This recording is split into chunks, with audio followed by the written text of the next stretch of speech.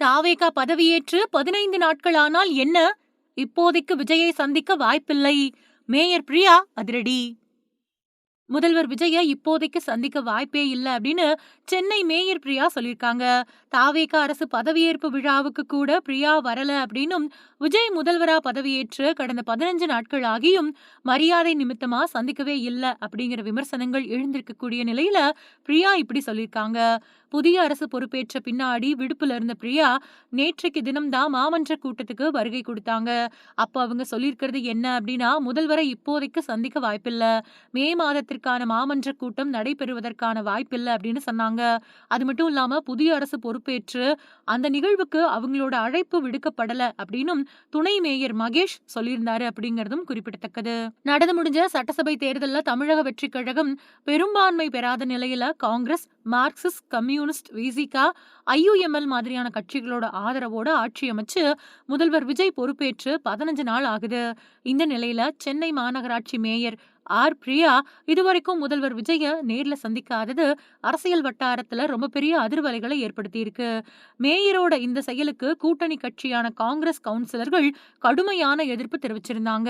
இத பத்தி Chennai மாநகராட்சியோட 63வது ward Congress councillor Shivraj Sekaran முன் வச்சிருக்கக்கூடிய விமர்சனங்கள் என்ன அப்படின்னா, முதல்வர் விஜயோட பதவியேற்பு விழாவை சென்னை மாநகராட்சியிலேயே முன்னின்று நடத்துச்சு.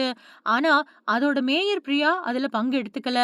கடந்த காலத்துல ஜெயலலிதா முதல்வர் ஆனப்போ அன்னைக்கு சென்னை மேயரா இருந்த மு.க.ஸ்டாலின் விழாவுல பங்கேற்றத நாம நினைவுல கொள்ளணும்.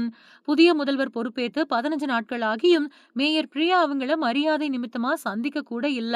மேயர் பிரியா மக்கள் பணிகள், மாநகராட்சி கூட்டங்கள், அப்புறம் அலுவலக வருகை இந்த மாதிரியான விஷயங்கள்ல போதிய கவனம் செலுத்துறதில்ல. இந்த சர்ச்சை ஒரு பக்கம் இருக்க, சென்னை மாதிரியான ஒரு பெருநகர மேயரோட முக்கிய பொறுப்புகளா இந்த மாதிரியான விஷயங்கள் சுட்டிக்காட்டப்படுது. நகரோட சாலைகள், தெருவிளக்குகள், குடிநீர், அப்புறம் கழிவுநீர் மேலாண்மை மாதிரியான அடிப்படை வசதிகளை மேம்படுத்துறது, அப்புறம் பராமரிக்கிறது, குப்பை அகற்றுறது, தூய்மை பணிகள், நோய் தடுப்பு நடவடிக்கைகள், அப்புறம் மருத்துவ முகாம்களை செயல்படுத்துறது, மாநகராட்சி கூட்டங்களுக்கு தலைமை தாங்கிறது, வளர்ச்சி திட்டங்களை கண்காணிக்கிறது, திட்டங்களுக்கான அனுமதி அப்புறம் நிதி ஒதுக்கீட்டை முறைப்படுத்துறது. காங்கிரஸ் கவுன்சிலர்களோட இந்த குற்றச்சாட்டுகளுக்கு திமுக தரப்புல இருந்து உடனடியா விளக்கம் கொடுக்கப்பட்டிருக்கு. முதல்வர் பதவி ஏற்கக்கூடிய நிகழ்ச்சிக்கு மேயர் பிரியாவுக்கு அதிகாரப்பூர்வமான அழைப்பு வரல. அதன் காரணமாவே அவங்க அதுல கலந்துக்கல. அது மட்டும் இல்லாம புதிய முதல்வரை சந்திக்கிறதுக்கான சூழல் இதுவரைக்கும் அமையல. வரக்கூடிய நாட்கள்ல அரசு நிகழ்ச்சிகள்ல முதல்வர் பங்கேற்கிறப்போ மேயர் பிரியா கட்டாயம் கலந்துக்குவாங்க. அவருக்கு உரிய வரவேற்பு கொடுப்பாங்க அப்படின்னு சொல்லப்பட்டிருக்கு.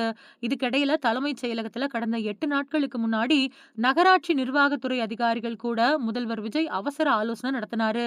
சென்னை அப்புறம் தமிழகத்தோட பிற பகுதிகளில் சாலை கட்டமைப்பு, குடிநீர் விநியோகம் இந்த மாதிரியான அடிப்படை வசதிகளை மேம்படுத்துறது, அதை பத்தி இந்த கூட்டத்துல விவாதிக்கப்பட்டுச்சு.